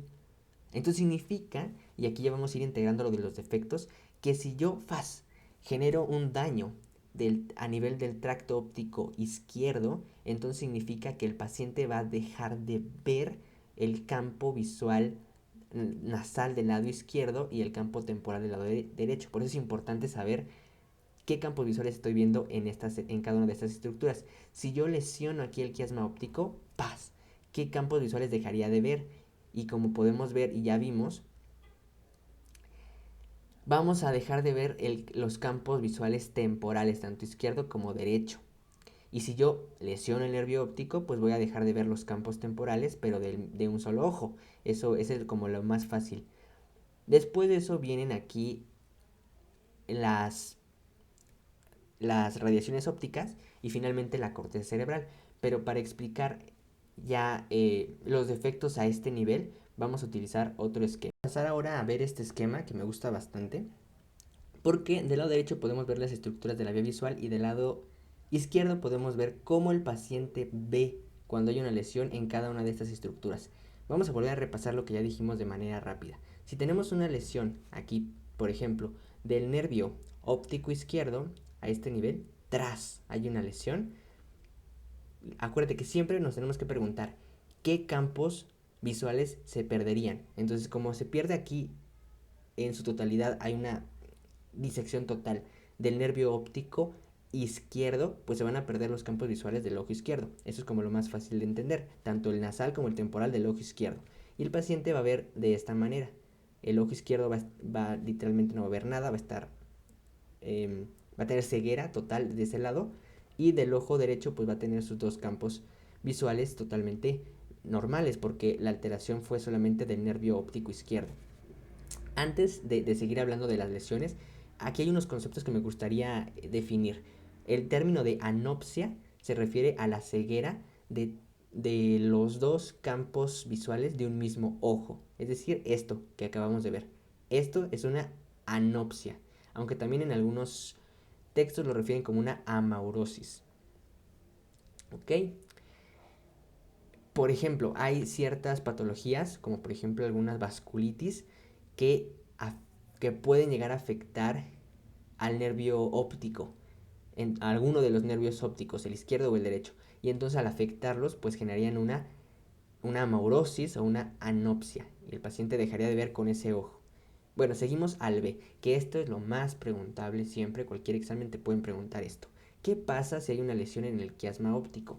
Ya vimos que en el quiasma óptico siempre están representadas las retinas nasales y por ende están representados los campos visuales temporales, tanto del ojo izquierdo como del ojo derecho. Así que si hay una lesión aquí, el paciente va a tener la visión de la siguiente manera. Pero antes vamos a continuar viendo los términos que vamos a aplicar ahorita en un momento. El otro término que quiero que entiendas es el de hemianopsia. Hemianopsia se refiere a que el paciente va a dejar de ver un campo visual de cada ojo. Un campo visual de cada ojo. Pero la hemianopsia puede ser de dos tipos, homónima o heterónima. Homónima, por ejemplo, en este caso, cuando sí se pierde un campo visual de cada ojo, pero están en la misma localización, como vemos aquí. En cambio, la hemianopsia heterónima es cuando sí se pierde un campo visual de cada ojo, pero están en una localización diferente, ¿ok? Eso es muy importante a tenerlo en cuenta. Por lo tanto, aquí vemos que si se lastima el quiasma óptico, pues se va a dejar de ver tanto el temporal izquierdo como el temporal derecho. Y vemos que aquí estos campos visuales no están en la misma posición, están en diferente posición. Por lo tanto, se va a generar una hemianopsia heterónima. Y aparte, esta lesión es tan importante que tiene un nombre, tiene una palabra más. La lesión se va a llamar una hemianopsia heterónima, sí, pero bitemporal. Eso es como te lo van a referir. Por ejemplo, llega un paciente y te digo, mira, el paciente tiene una hemianopsia heterónima bitemporal. O en ocasiones ni siquiera le dicen heterónima. De hecho, nada más te dicen, el paciente tiene una hemianopsia bitemporal. Entonces tú tienes que saber entonces que se refiere a una hemianopsia heterónima bitemporal y que eso se debe a una lesión en el quiasma óptico. Ahora, ¿qué puede lesionar el quiasma óptico? Eso también es algo que tienes que tener en cuenta porque te lo pueden preguntar. Yo te dije que debajo del quiasma óptico se encuentra la silla turca y en la silla turca se encuentra la hipófisis. Entonces un tumor de la hipófisis, un adenoma hipoficiario, puede crecer y lesionar el quiasma óptico. ¿Cuál es el adenoma hipoficiario más frecuente? El prolactinoma. También es algo que tienes que tener en mente. Ahora, eso es en adultos. Un adulto que llega con hemianopsia bitemporal es muy frecuente que tenga un prolactinoma, un adenoma hipoficiario. Pero en los niños, la causa de hemianopsia bitemporal en los niños es también un tumor, pero no de la hipófisis, sino es un craniofaringioma. También hay que tener eso en cuenta. Muy bien, sigamos entonces. ¿Qué pasa si se lesiona el tracto óptico o la cintilla óptica del lado izquierdo? Pues vamos a ver qué campos visuales puede ver. Aquí podemos ver que está viendo el campo nasal del lado derecho, del lado izquierdo, y está viendo también el campo temporal del ojo izquierdo. Entonces podemos ver que estos dos campos visuales están en el mismo lado, así que los pacientes con problemas en el tracto óptico van a desarrollar una hemianopsia, pero aquí es homónima. ¿Ok? Bien importante, si hubiera una lesión aquí del tracto óptico, ¿cómo se vería? Te dejo un minuto para que pienses y exactamente, se vería como una hemianopsia homónima, pero en este caso se estarían afectando el campo visual temporal del ojo izquierdo y el campo visual nasal del ojo derecho. Estos que están en verdecito. Muy bien, Ahora, ¿qué pasa si se lesionan las radiaciones ópticas? Si se lesionan las radiaciones ópticas, lo más frecuente es que se generen cuadrantanopsias, aunque puede también ser el caso que se generen hemianopsias. No te sorprendas si lees que a lo mejor las lesiones en las radiaciones te generan hemianopsias, pero lo más frecuente es que te generen cuadrantanopsias. Pueden ser cuadrantanopsias, hay de dos tipos las cuadrantanopsias, las superiores y las inferiores, dependiendo de qué radiaciones ópticas se vean afectadas. Y fíjate que son contrarias. Cuando se lesionan las radiaciones ópticas inferiores, vamos a tener cuadrantanopsias superiores. Y cuando se lesionan las radiaciones ópticas superiores, vamos a tener cuadrantanopsias inferiores. Algo bien importante, todas las cuadrantanopsias van a ser homónimas, como podemos ver aquí, van a ser homónimas. También es importante, nada más para saber si es superior o inferior, hay que saber cuáles las radiaciones ópticas se vieron afectadas. Aquí, por ejemplo, estas serían las radiaciones ópticas inferiores, la D. Entonces aquí se generaría una cuadrantanopsia, pues es superior. Y aquí, que son las radiaciones superiores, se generaría una cuadrantanopsia inferior. Y bueno, la corteza finalmente. ¿Qué pasa si se lesiona la corteza occipital, la área de Bowman 17, que es el área visual primaria? Pues si se lesiona eso, ya sea por un infarto, etcétera, si se lesiona va a generar este patrón característico. Y es una hemianopsia, como puedes ver. Hemianopsia, ¿por qué? Pues porque se está afectando un campo visual de cada ojo. A eso se refiere hemianopsia. Además, ¿cómo ves esta hemianopsia? ¿Será heterónima o será homónima? Vemos que está en el mismo lado, por lo tanto es una hemianopsia homónima. Y además vemos que cuando se afecta la corteza por una razón fisiopatológica, se va a preservar o se va a mantener la visión de la fobia o de la mácula. Entonces, se dice que es una hemianopsia homónima con preservación de la mácula o de la fobia. Y esto es muy característico de lesiones de la corteza visual. Si te das cuenta, es muy parecido a esto, pero la única diferencia es que en una se preserva la mácula y en otras no. Esto de la mácula es lo que te dice, es de corteza la lesión. Y bueno, esas serían las lesiones principales que te quería comentar. Aquí la pregunta sería, ¿a qué se refiere la hemianopsia bitemporal? Pues se refiere a una hemianopsia heterónima y se debe a una adenoma hipoficiaria, una lesión del quiasma óptico. Acuérdate, porque eso puede ser pregunta de examen.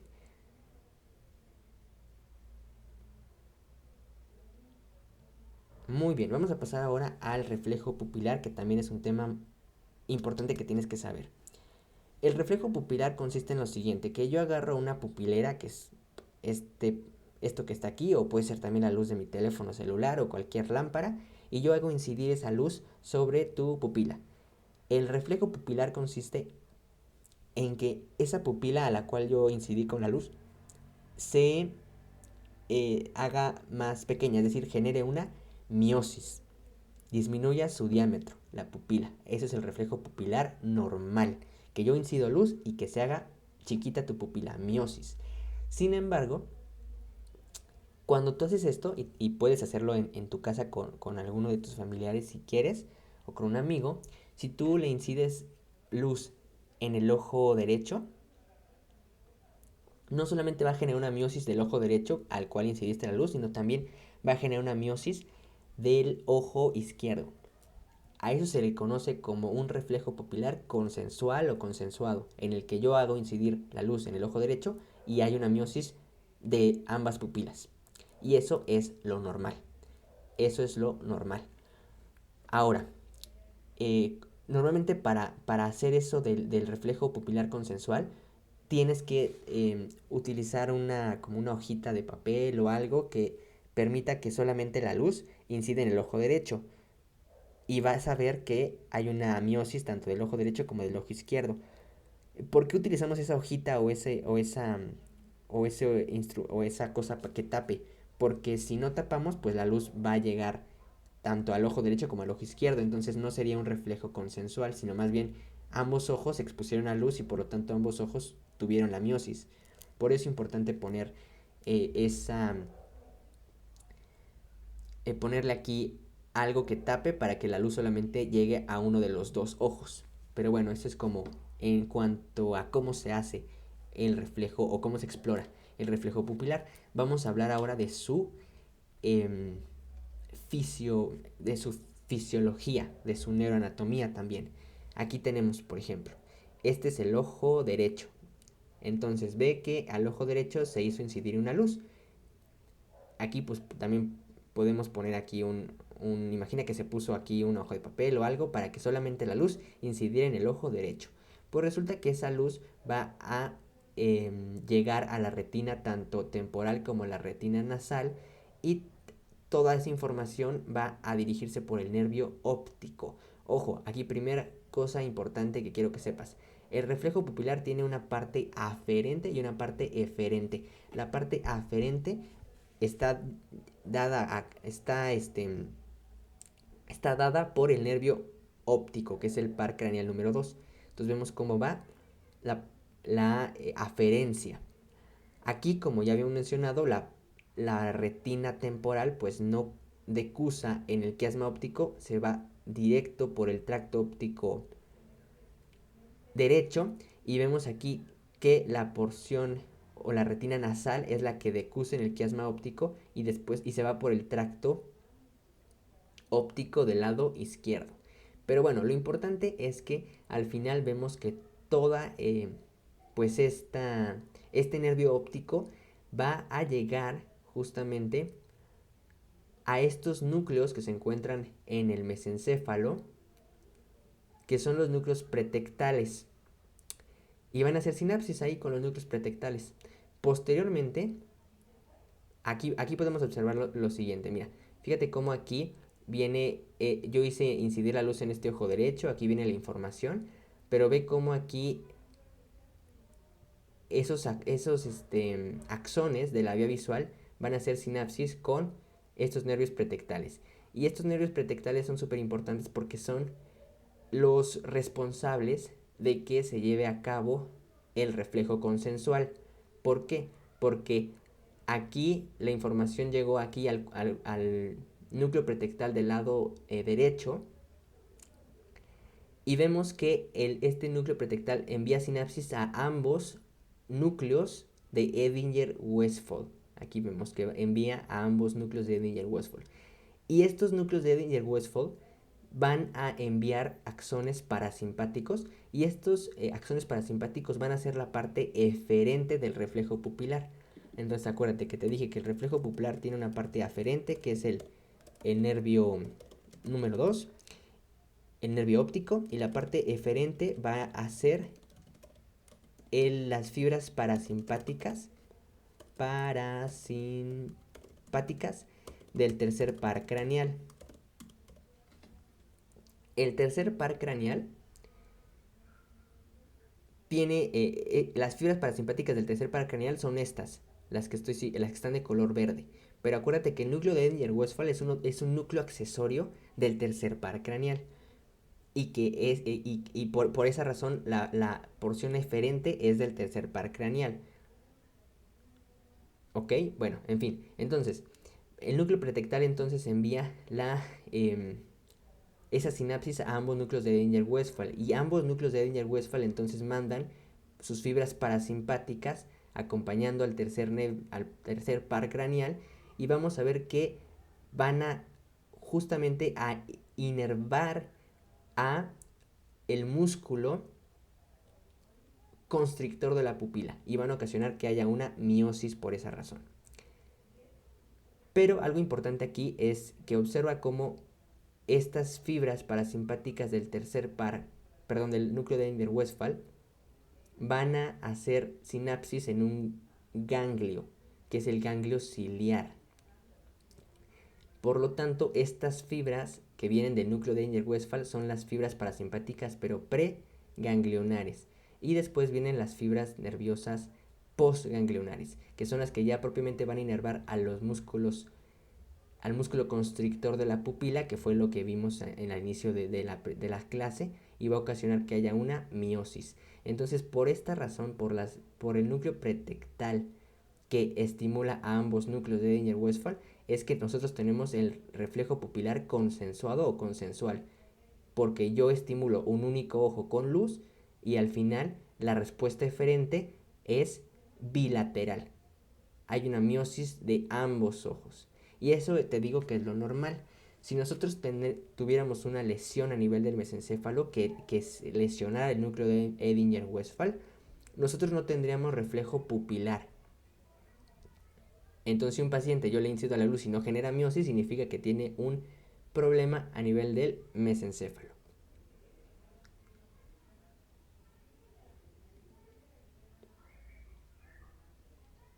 Eso es lo que te comentaba.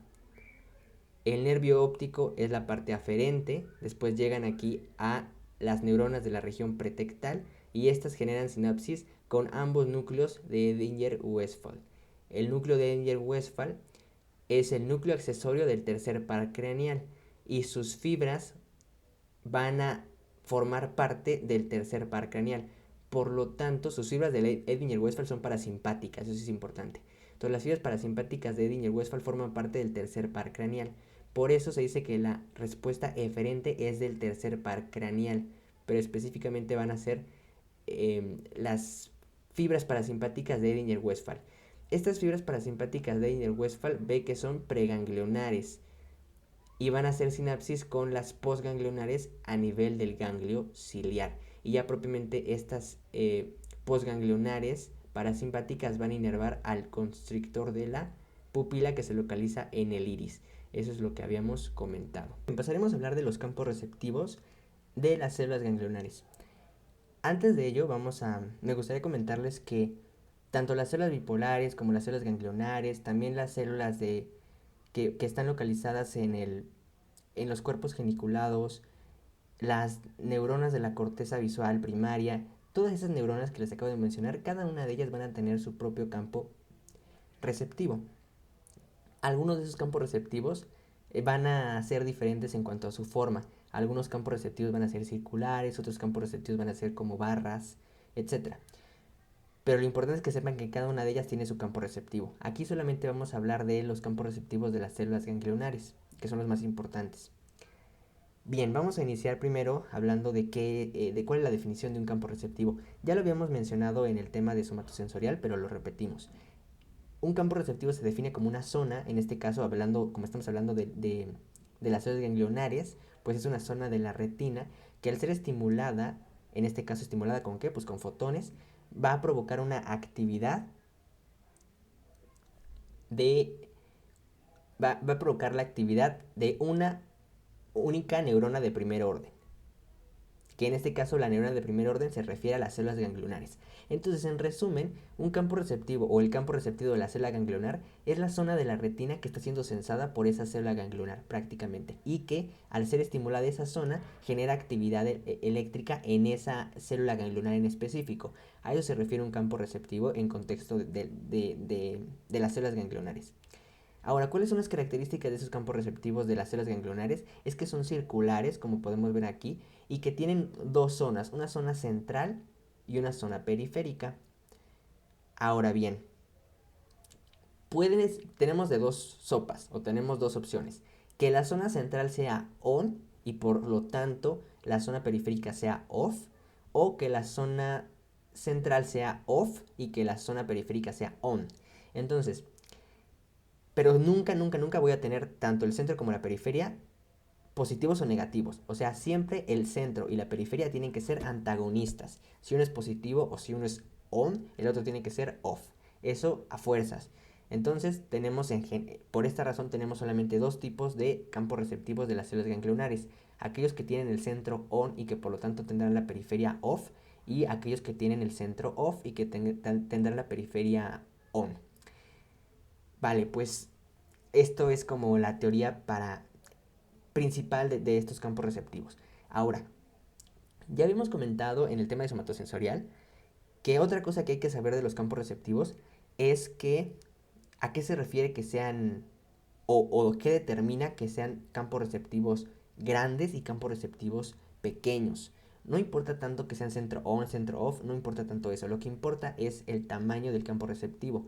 Y vamos a tener que regresándome un poquito, vamos a tener que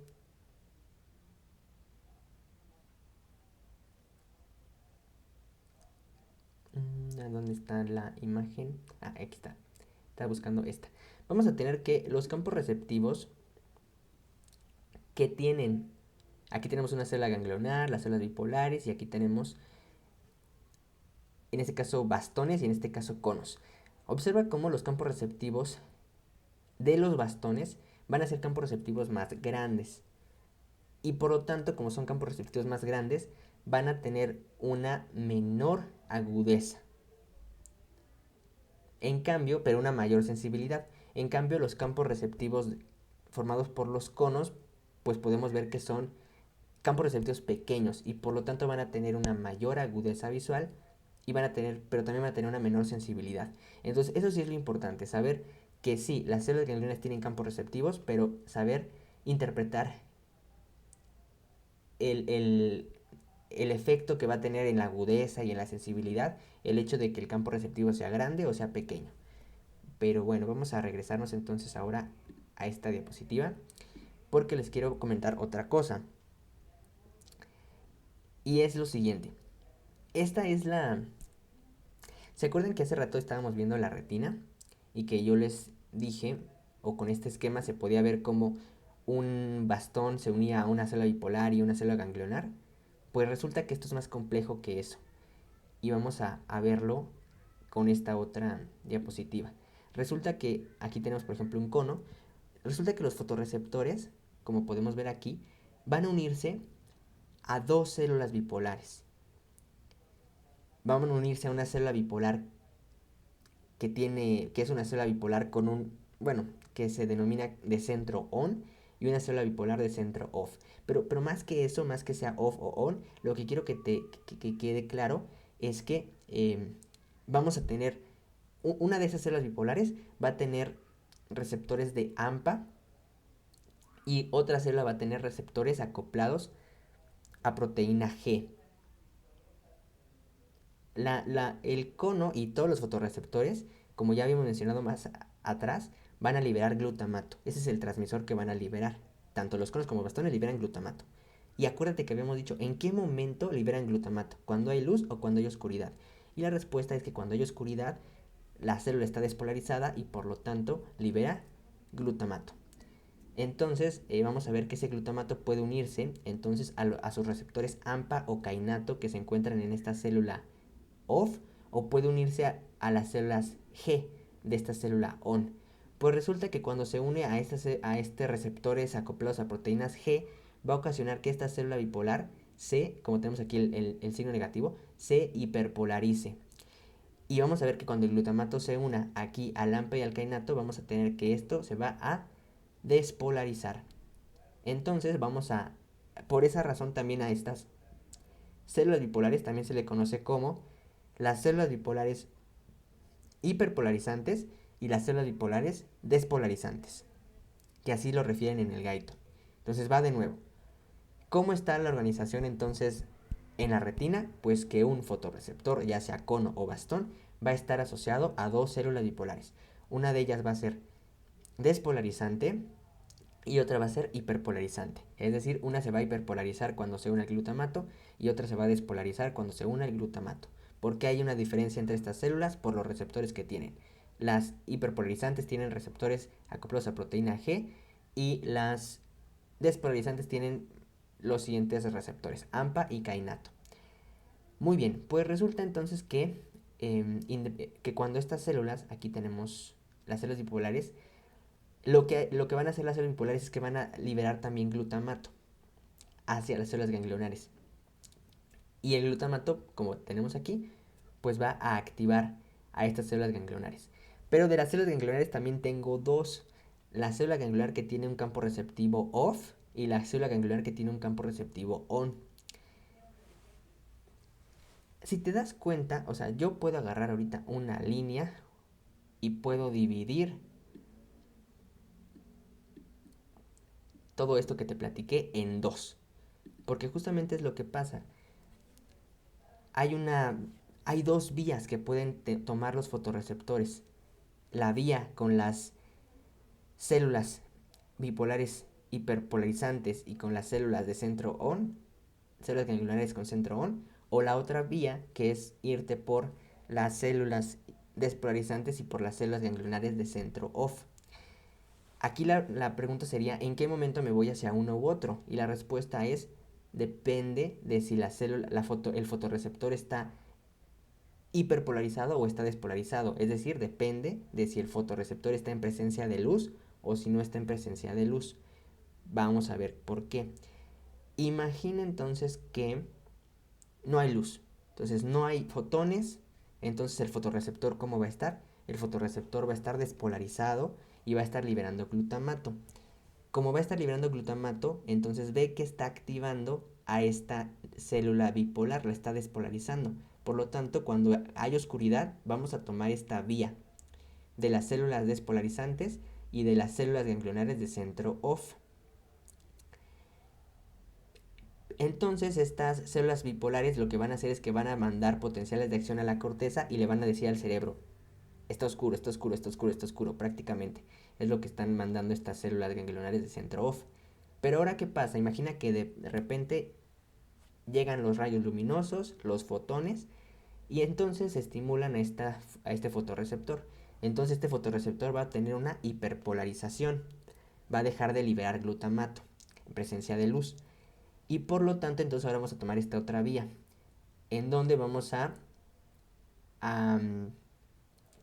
hiperpolarizar, o bueno, vamos a irnos por esta célula bipolar hiperpolarizante y después esta célula ganglionar de centro ON, que va a mandar potenciales de acción al cerebro, a la corteza, y le va a decir, hay luz, hay luz, hay luz. Entonces prácticamente vemos que es muy complejo la organización de las células de la retina, pero en general tiene esta dicotomía, tiene estas dos vías. Y dependiendo de una... ¿De qué depende de que se vaya una u otra? Si hay luz o si no hay luz, prácticamente es eso.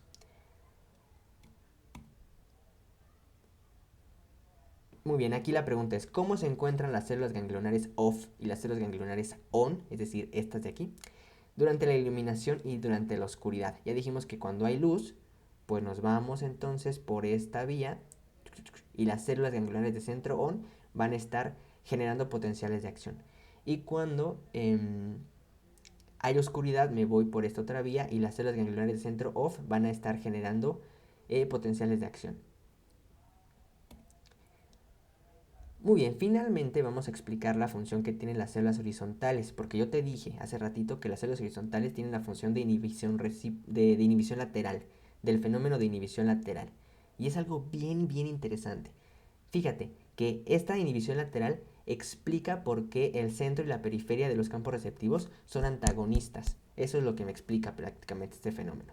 Y es bastante interesante, fíjate. Imagina que aquí tengo un campo receptivo de centro ON. Quiere decir que si yo estimulo el centro, pues se van a generar potenciales de receptor, en este caso, en este cono. Entonces yo lo estimulo, se generan potenciales de receptor. Y aquí lo que va a hacer es que, bueno, más bien aquí no voy a usar el ejemplo de la luz, porque en el ejemplo de la luz no hay liberación de neurotransmisor. Entonces vamos a utilizar un ejemplo de oscuridad. Imagina que aquí está oscuro y que entonces sí, este cono se despolariza y genera entonces esos potenciales de receptor que te platiqué y entonces libera neurotransmisores. Entonces, observa que esos neurotransmisores de glutamato van a unirse tanto a la célula bipolar, pero oh sorpresa, también van a unirse a las células horizontales y van a activar a las células horizontales. Pero al activar a esta célula horizontal va a generar un potencial de receptor que se va a dirigir también hacia los conos que están a los lados. Y cuando llegue a los conos que están a los lados, lo que va a hacer es que va a inhibirlos. Y de esa manera el cono o los conos que están aquí en el centro van a estar activos, pero por acción de las células horizontales, los que están en la periferia van a inhibirse. Ahora imagina que ahora que este cono sea el que se activa, ¿no? Supongamos, es el que está liberando neurotransmisores. Pues lo que va a hacer es que va a activar esta célula horizontal, y ahora lo que esta célula horizontal va a inhibir a los conos que están a los lados de ese mismo cono. Entonces prácticamente es como funcionan estas células horizontales. Es muy interesante cómo lo hacen. Ok, finalmente, el Guyton refiere que hay estos tipos de células ganglionares y me parece importante mencionarlo. Existen las células P y las células M. Las células P se reciben ese nombre por ser parvocelulares. ¿Por qué? Pues porque ¿por qué se llaman así? Porque estas células ganglionares parvocelulares o células P van a enviar sus axones hacia las células parvocelulares del núcleo geniculado lateral. Por eso se llaman células P. Y las células M se llaman así porque van a hacer sinapsis con las células magnocelulares o con las células que están en el núcleo magnocelular del cuerpo geniculado lateral. Por esa razón se llaman así. Nada más, estas son lo que tienes que saber de estas células. Que las células P tienen P de pequeño, acuérdate, tienen campos receptivos pequeños. Campos receptivos pequeños significa que tienen una mayor agudeza, eso ya lo habíamos dicho. Y también que estas células P detectan los colores y tienen una transmisión lenta. En cambio, de las células M, que tienes que recordar, M de movimiento, porque estas van a permitir detectar el movimiento y lo demás va a ser contrario a las células P. Estas P eran de campos receptivos pequeños, estas tienen campos receptivos grandes, estas tienen mayor agudeza, esta tiene menor agudeza, esta detecta colores, esta detecta blanco y negro. Son como las características que tienes que recordar. Pero lo más importante, lo más importante, es que las células M detectan movimiento y que las células P tienen detectan los colores y que tienen campos receptivos pequeños. Bueno, pues esto ha sido todo de esta charla sobre la fisiología del sistema visual. Si hay alguna duda, déjala en los comentarios y gracias por tu atención. Me gustaría hablar de un dato clínico muy importante, que es el síndrome de Horner, porque pueden escucharlo en alguna clase o en alguna rotación, entonces es importante saber a qué se refiere. Este síndrome de Horner se caracteriza por la siguiente tríada. Se caracteriza por una ptosis parcial. Ptosis se refiere a la caída del párpado. También se caracteriza por una miosis y también es decir, una pupila muy pequeña, y por una anhidrosis, es decir, por una disminución de la secreción de las glándulas sudoríparas. Esta es la tríada característica del Horner y se va a presentar del lado ipsilateral a la lesión. Eso también es súper importante. Es un paciente prácticamente que va a llegar porque uno de los dos ojos va a tener, bueno, en una hemicara va a tener que no tiene sudoración, también va a tener miosis en ese ojo de ese lado de la cara y va a tener ptosis parcial de ese ojo de la cara. Esa es la tarea del síndrome de Horner. Ahora, el síndrome de Horner se debe a que hay una lesión del sistema nervioso simpático, de la vía simpática, que va a inervar a las siguientes estructuras: al músculo tarsal superior, al dilatador de la pupila y a las glándulas sudoríparas. Si tú lesionas el simpático, pues ya deja de haber un tono simpático, deja de haber una función simpática. Entonces, esto justamente explica las manifestaciones clínicas. Mira, fíjate, el simpático lo que normalmente hace, si está íntegra la vía, lo que normalmente haría es que va a inervar al músculo tarsal superior, que tiene la función de elevar el párpado. Por lo tanto, si no está el simpático, pues no hay elevación del párpado y se genera ptosis parcial. Sin embargo, el párpado no solamente lo eleva el músculo tarsal superior, sino que también lo eleva el músculo elevador del párpado, que está inervado por el tercer nervio. Entonces, por eso es una ptosis parcial, porque digamos que por una parte, como este músculo ya no está funcionando, pero todavía está funcionando el músculo elevador del párpado, entonces por eso la ptosis es parcial y no es una ptosis tan marcada. Pero bueno, entonces, ¿qué otra cosa hace el simpático? También inerva al dilatador de la pupila para que haya una midriasis. Entonces, si no hay vía simpática, pues entonces va a ganar el parasimpático y va a generar una miosis. Y finalmente el sistema nervioso simpático también inerva las glándulas sudoríparas de la cara. Entonces, si no hay simpático, pues no va a haber inervación y no van a poder secretar sudor y por lo tanto vamos a tener anhidrosis. Entonces, fíjate que esta triada se caracteriza justamente porque ya no hay una actividad simpática porque hay una lesión de esta vía simpática. Esta vía simpática es la siguiente, va a iniciar desde el hipotálamo, que va a mandar ahí sus axones a lo largo de la médula espinal, el tronco encefálico, pero lo más importante es que hay una porción preganglionar y una porción postganglionar. ¿De cuál ganglio es el que hace la diferencia entre uno u otro? Es el ganglio cervical superior, que es el que tengo aquí. Entonces, todas estas son axones preganglionarias y estos serían axones postganglionares. Lo importante de esta clasificación en preganglionar y postganglionar es para identificar la etiología. ¿Por qué? Porque lo preganglionar, es decir, estos axones, si te das cuenta, están localizados cercanos a lo que son los pulmones. Entonces, un tumor pulmonar que crezca muchísimo puede llegar a lesionar estas fibras preganglionares y causar un síndrome de Horner.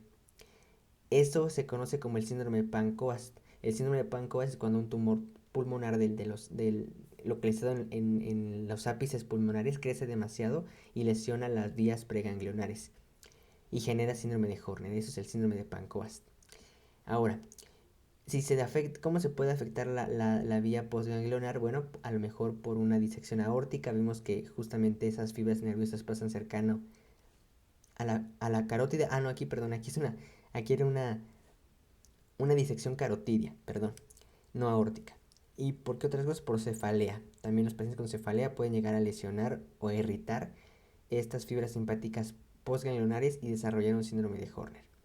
Lo más importante entonces, en resumen, el síndrome de Horner se debe a que hay una lesión de la vía simpática, ya sea a nivel preganglionar o postganglionar. Y justamente al haber esa lesión simpática, ya no va a haber inervación simpática, ya no va a haber función simpática del músculo tarsal superior, dilatador de la pupila y glándulas sudoríparas de la cara. Por eso va a generar esta triada de ptosis, miosis y anhidrosis en lado ipsilateral, del mismo lado a la lesión.